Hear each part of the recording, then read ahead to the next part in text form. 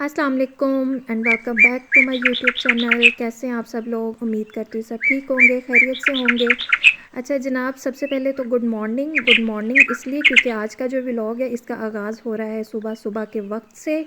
और अभी जो है सुबह के 6 बज रहे हैं और आप धुंध का अंदाज़ा लगा सकते हैं। वैसे तो पूरे लाहौर में ही बहुत ज़्यादा धुंध पड़ रही है, लेकिन क्योंकि ये सुबह का टाइम है तो इस वक्त ज़रा धुंध की जो शिद्दत है उसमें इजाफ़ा होता है। अच्छा जी, यहाँ पर जो मैं अपने व्लॉग का आगाज़ कर रही हूँ वो मैं कर रही हूँ ट्रैवलिंग से। जी बिल्कुल, ये व्लॉग मेरा ट्रैवल से रिलेटेड है, लेकिन ये ट्रैवलॉग जो है वेडिंग व्लॉग किस तरह बना वो इंशाल्लाह ताला मैं आगे जाकर आपसे शेयर करूँगी। और इसके लिए ज़रूरी है कि आप मेरा जो व्लॉग है इसे एंड तक देखें, एंजॉय कीजिए और अपना फ़ीडबैक ज़रूर मुझे दीजिएगा। और जो लोग पहली दफ़ा फ़र्स्ट टाइम मेरे चैनल पे आए हैं तो वो प्लीज़ मेरे चैनल को लाइक, शेयर और सब्सक्राइब ज़रूर कीजिएगा और अपना फ़ीडबैक ज़रूर दीजिएगा। अच्छा जनाब, यहाँ पर हम लोगों का सडन प्लान बन रहा था एक्चुअली। हमारे रिलेटिव हैं, उनकी शादी पे जाने का। सडन इसलिए कहूँगी क्योंकि पहले जो बन रहा था तो वो बिल्कुल ख़त्म हो चुका था, इजाज़त नहीं मिल रही थी घर वालों से, क्योंकि धुंध बहुत ज़्यादा थी। और ऐसे मौसम के अंदर आपको पता है जो बड़े होते हैं वो अमूमन परेशान होते हैं परमिशन देते हुए ट्रैवलिंग की। तो लेकिन ख़ैर अल्हम्दुलिल्लाह फ़ाइनली हम लोगों को परमिशन मिल गई और हम लोगों की खुशी का ये आलम था कि उस वक़्त हम लोग 7वें आसमान पर पहुँचे हुए थे और सुबह-सुबह उठ के अपनी तैयारी की और सफ़र पर रवाना हो गए। और आपको पता है सफ़र चाहे छोटा हो या बड़ा हो, और अगर आपके साथ बच्चों का साथ है तो रिफ़्रेशमेंट तो बनती ही है।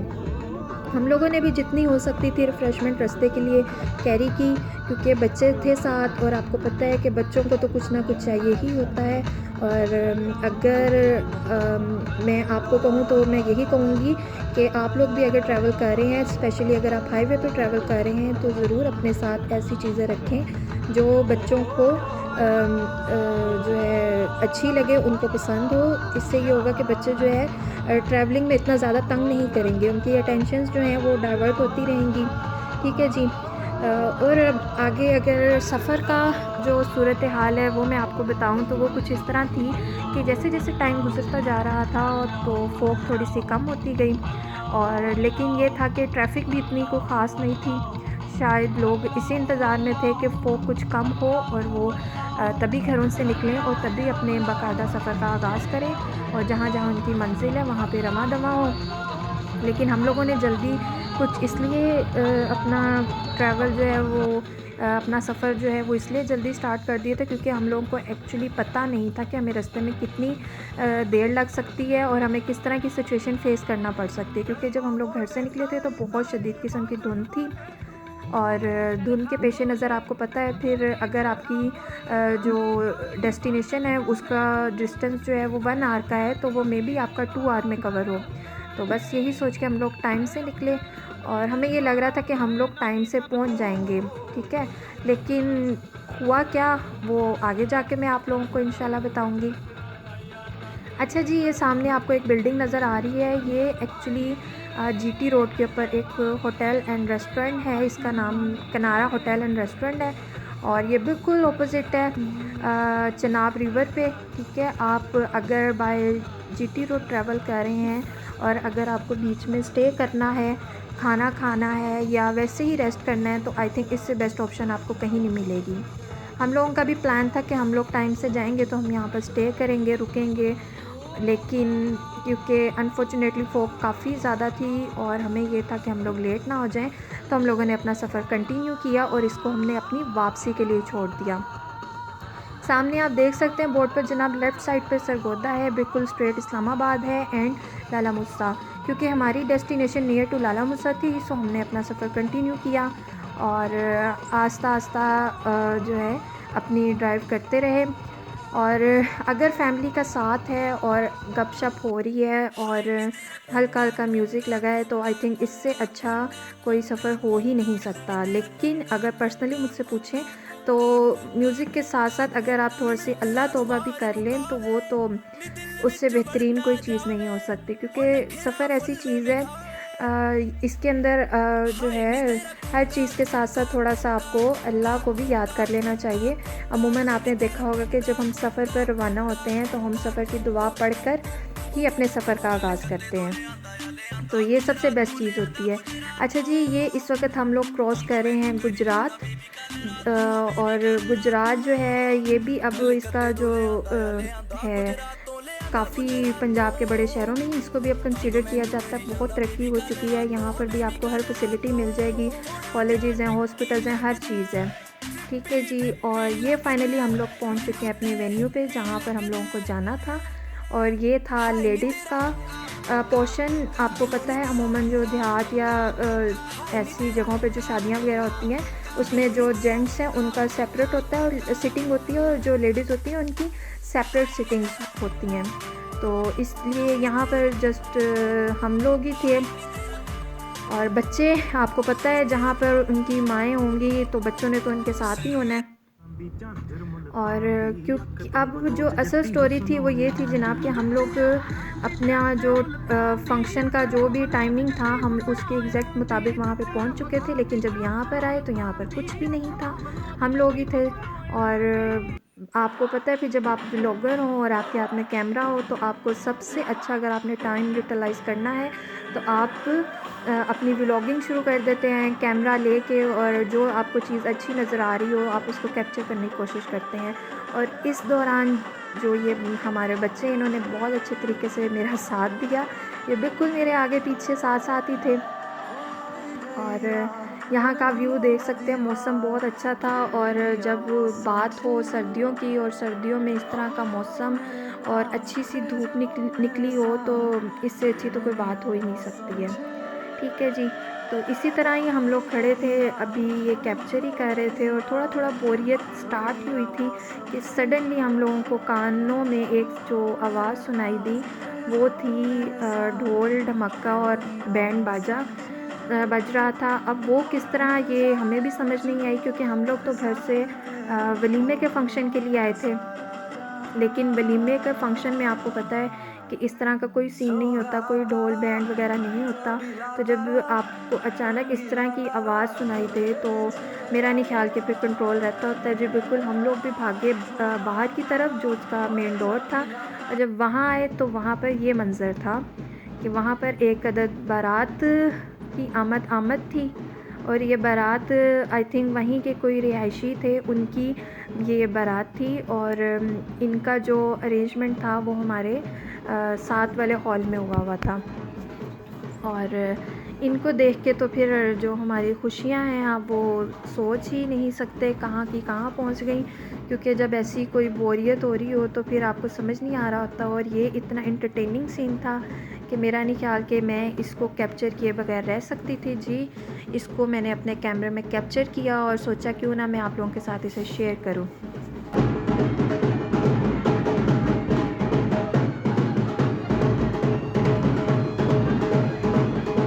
यहाँ पर आप देख सकते हैं ये दो भाई साहब हैं, माशाल्लाह से इतने अच्छे तरीके से इन्होंने ख़ुद भी इंजॉय किया, और जो देखने वाले थे उन्हें भी खूब इंजॉय किया। मतलब खूब अच्छे तरीके से डांस कर रहे हैं, और किसी किस्म का कोई होश नहीं है, कोई कुछ नहीं है। और मुझे जो यहाँ की सबसे अच्छी बात लगी वो यही थी कि इनके अंदर किसी किस्म का कोई एटीट्यूड नहीं था, और हर फ़िक्र से आज़ाद होकर बाकायदा पता चल रहा था जी ये बारात के फ़ंक्शन पे आए हुए हैं।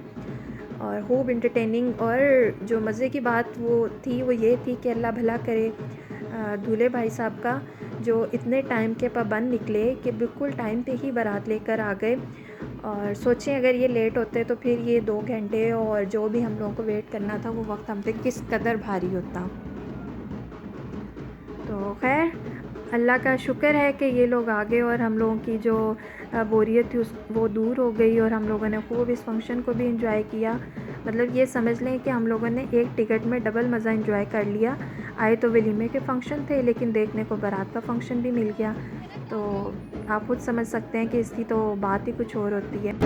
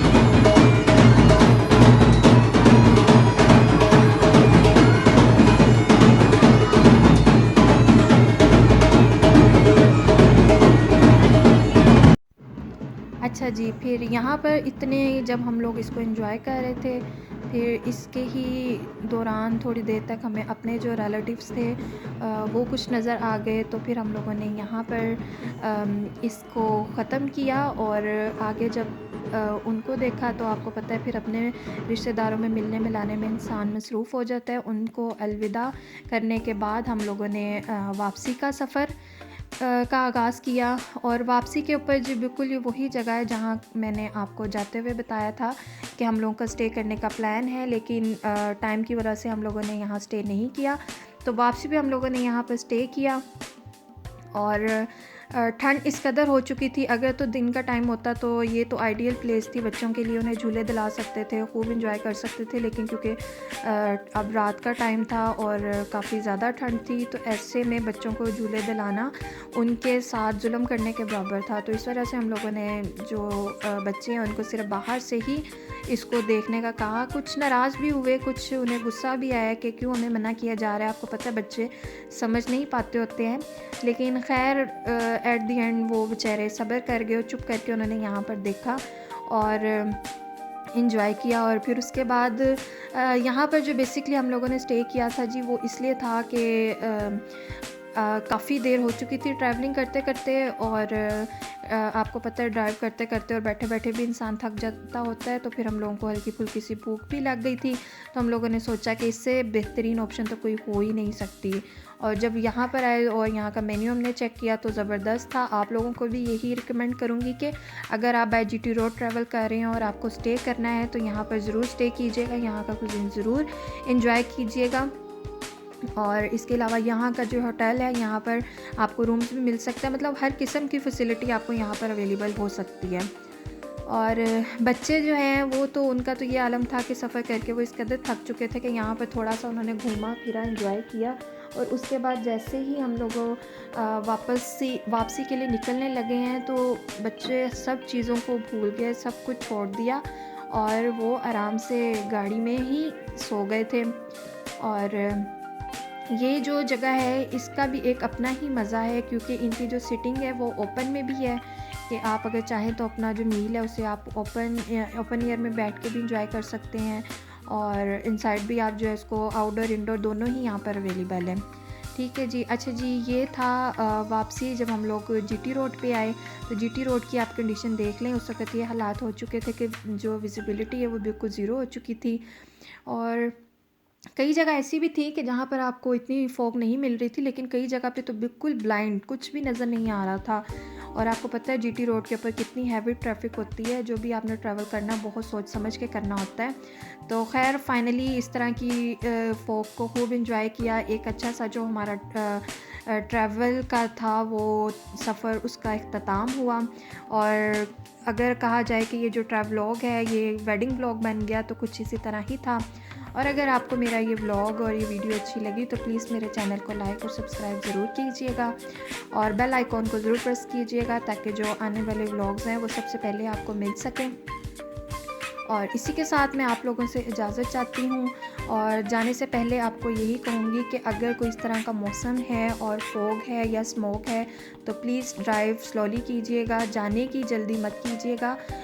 मंजिल जो है वो तो मिल ही जाती होती है अगर आप सब्र और तहम्मुल से अपना सफ़र जारी रखें। तो बाकी अल्लाह के हवाले, इंशाल्लाह ताला फिर मुलाकात होगी किसी नए अच्छे और एक्साइटिंग व्लॉग में। मुझे इजाज़त दीजिए। अल्लाह हाफ़िज़।